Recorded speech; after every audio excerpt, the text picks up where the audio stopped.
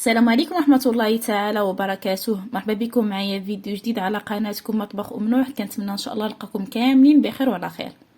ان شاء الله اليوم غادي نقترح عليكم طريقه ديال التحضير ديال الخليع بلا شمس، يعني غادي نديروه في الدار بطريقه سهله وباقل نسبه ديال الدهون، يعني غادي يكون صحي حتى الناس يعني اللي عندهم مشكل الكوليسترول ولا هذا ممكن ياخذوا منه وياكلوا فيه. غادي نخليكم تشوفوا معايا المقادير والطريقه ديال التحضير. قبل الا كنتوا اول مره كتزوروا قناتي مرحبا بكم، ما تبخلوش عليا بضغط على زر الاشتراك او زر الاحمر اسفل الفيديو وتنضموا للعائله الصغيره ديالي، وايضا تشجعوني بلايكات ديالكم. ونبداو مباشره على بركه الله في المقادير والطريقه ديال تحضير فرجه ممتعه. اول حاجه هنا عندي هي الهبره ديال البقري اللي خديت هنا مع القزبور والكمون وايضا الثوم محكوكه، وغادي نديرو الملحه. بالنسبه للهبره كما قلت لكم كتجي في البقري كتكون احسن. غادي ناخذ داك القطع، انا خديت هنا واحد نص كيلو ديال الهبره، غادي ناخذها وغادي نقطعها على شكل شرائح اللي تكون صغيره. المهم كتبقى لكم الاختيار، كل واحد وكيفاش كيفضل الخليع ديالو يكون. الاكثريه ديال الناس كيفضلوا يديروها على هذا الشكل هذا، على هذا القطع هذا. وكاين الناس اللي كيبغيوها تكون قطع صغيره على هكذا. المهم كتبقى لكم كما قلت لكم الاختيار، تقطعوها كيف ما بغيتو. صافي كناخذ شرائح ديال اللحم وكنقطعها كامله على هذا الشكل هذا. وهنا ايضا ممكن انكم الناس يعني اللي مبغاش ياخذ الهبره بوحدها ياخذ اللحم يعني كيلو ويحيد منها الهبره ويخلي داك العظام يديروا من حريره ولا ينسم بهم شي حساء. المهم كيبقى لكم نتوما الاختيار في هذه المساله هذه، باش كتقام عليكم ارخص تاخذوها وهي اللحم وتعزلوا منها نتوما راسكم الهبره. صافي هنا من بعد ما كنقطع القطع ديالي كامله كناخذها كنديرها في واحد الاناء وكندير فيها داك الثوم اللي عندي وداك القزبور. عندي هنا معلقه ونص كبيره ديال القزبور في معلقه ديال الكمون، وغادي نستعمل معها واحد المعلقه ونص تقريبا ديال الملحه باش نجددوا هاد اللحم هادي في الدار. هنا كنشدها كنحركها مزيان معها، وباش هاد اللحم هادي تجيني مبننه وشاربه ليا هاد القوام هذا، فانا كناخذها وكنبيتها ليله كامله في الثلاجه. كنغطيها وكنخليها تبات ليله كامله في الثلاجه باش كتشرب ليا مزيان هذيك الملحه والقزبور والكمون. صافي هنا كنغطيها ونحطوها في الثلاجه. من بعد هنا هذا في اليوم الثاني شوف كيفاش كتولي اللحم ديالي، كتشوفها كتغير اللون ديالها وكتشرب ليا داك المكونات اولا داك التوابل اللي عملنا فيها. وهنا كتكون عندنا اللحم واجده باش نجفوها. صافي هنا غادي ناخذ واحد اللاطه اللي غادي نديرها فيها، اللي غادي ندخلها الفران. انا هدرت لها ورق الطبخ وغادي نبدا نوزع فيها داك القطع ديال اللحم ديالي كامله، نستفها مفارقه شويه لبعضياتها حتى كنوزعها على هذا الشكل هذا كامله، وغادي ندخلها الفران نبقى نجففها. هنا بالنسبه للطريقه ديال التجفيف باش نشرحها لكم اكثر. الفران انا بالنسبه لي ديال الضوء درتو على 80 درجه، شعلته على 80 درجه وخليته شاعل واحد 8 سوايع، وهي كتكرم ليا فيها اللحم حتى كرمات ليا اولا جفات ليا مزيان على 80 درجه. يعني الفران غير دافي ما كيكون سخون ديال الطياب، غير كيجفف ليا الحاجه. صافي هنايا خليته انا هكا. وفي الليل ملي كنطيب مثلا العشاء ولا اي حاجه كنطيب ولا نطيب الخبز مثلا، كنعاود ملي كنسالي داك الطياب كنخشي داك اللاطه ديالي وكنخليها تشرب لي داك الصهد كامل وتجف ليا. صافي هكا كتكون عندنا واجده. صافي انا هنا كيف ما كتشوفوا هاهي اللحم كرمات كيف ما كتشوفوا معايا وكلها جافه مزيانه. صافي هنا غادي ننتقلوا للمرحله الثانيه، غادي ناخذ فيها الشحمه ديال الذروه. عندي انا هنا مذوبه وحاطه في القرعه والملحه وزيت الزيتون وكذلك الماء.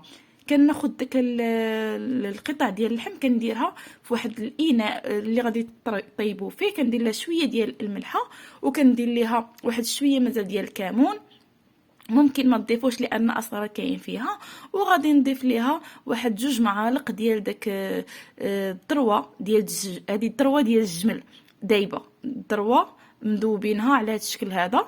صافي وما عرفت شنو قلت لكم في الاول، وقيله قلت شحمه. المهم راه الذروه ديال الجمل، ودرت واحد 4 كاس ديال زيت الزيتون، وغادي نضيف ليها الماء القياس اللي غادي يغطي ليا داك اللحم. ومن بعد الى مازال خصني يعني مازال ما طابت لي اللحم ولا شي حاجه كتزيدوا ليها الماء حتى تكمل الطياب ديالها.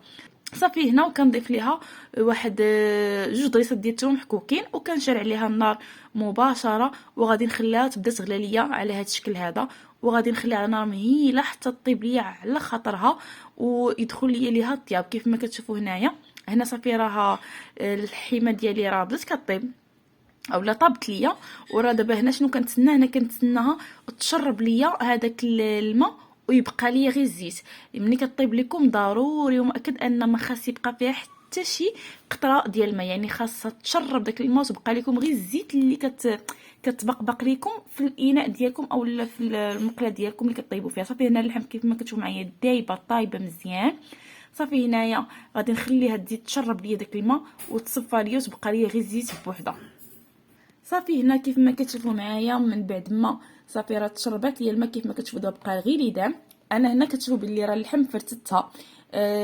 بالنسبه للناس اللي بغاو يخليوها قطع كبيره يخليوها، الاغلبيه كيبغي قطع كبيره، لكن انا هنا فرتتها على هذا الشكل هذا باش كتعطي اكثر وفي نفس الوقت كتكون سهله الا بغيتي تعمري بها المسمن ولا في المقيلات ديال الخليع مع البيض كتجي موزع عليها اكثر. صافي من بعد ما بردات ليا مزيان، يعني بردات ليا عاد كنديرها في القرعه كنحطها فيها وغادي نوزعها تما مزيان، يعني كنبرك عليها باش كتاخذ البلاصه ديال هذيك اللحيمه. وداك اللي دام اللي كيكون فيها اللي باقي فيها ديال داك الذروه وداك الزويته راه كيبقى معاها. صافي كيف ما كتشوفوا معايا ها هي في الطبيسيل خرجت لي هاد القريعه وهاد الطبسيل بالضبط في نص كيلو ديال اللحم. تبارك الله على الكميه اللي وافيه، راه زعما ما شاء الله راه كافيه ودوزات شحال. بالنسبه اللي بغى يدير كونتيتي كبيره فماشي مشكل، غادي يجيب كونتيتي كبيره ديال اللحم وغادي يوجدها ان شاء الله. صافي هو هذا الخليع ديالي كيف ما كتشوفوا كنحتفظ به انا في الثلاجه، كنحطو في الثلاجه وكتستعملوه في المقيلات ديالكم وايضا في التعمار ديال المسمن ديالكم كيف ما نتوما بغيتو تستعملوه.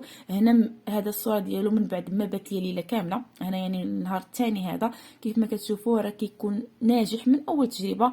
ما كيحتاج شي تقنيه ولا شي حاجه اللي واو باش تنجح معكم، غير جربوه ان شاء الله وردوا عليا. هنا غادي نوجد معكم واحد المقيله ديال البيض بالخليع اللي كتجي يا سلام ما شهيتكم فيها، فطور فاسي على حقه طريقه. صافي هنا كيف العاده الطريقه راه باينه ديالها، كتاخذوا مقيله كديروا فيها واحد الكونتيتي ديال الخليع بلا ما نديروا لا زيت لا والو لان اصلا هي كتلق داك الليدام ديالها. صافي كنخليوها كتلق الليدام ديالها كنوزعوها كنخدموا مباشره من فوق البيض. هذا الشيء ساهل يعني اي واحد غادي يديرها، ما كتحتاجش شي تقنيه اللي معقده ولا شي حاجه. صافي هنا ممكن كاين اللي كيبغي يغطيها تطيب بوحدها وتبقى هكاك، ولكن كاين اللي كيبغي يحركها بحالي كتحركها وتخليها تطيب. وضروري في المقيله ديالكم ديال البيض بالخليع كتبغي واحد رشيشه ديال الكمون يا لاله ونزيدوها في الاخر، وهكذا كنقدموها بالصحه والراحه. كنتمنى ان الفيديو ديال اليوم يكون نال الاعجاب ديالكم. الا عجبكم ما تنساوش تخليو لي لايك الفيديو، والا كنتو اول مره كتزوروا قناتي مرحبا بكم، ما تبخلوش عليا بتطلع زر الاشتراك او زر احمر اسفل الفيديو وفعلوا الجرس باش دائما توصلوا جديد القناه. ونتلاقاو ان شاء الله مع وصفه جديده ومع فيديو جديد، والسلام عليكم. يا ليلى وصلت على نبي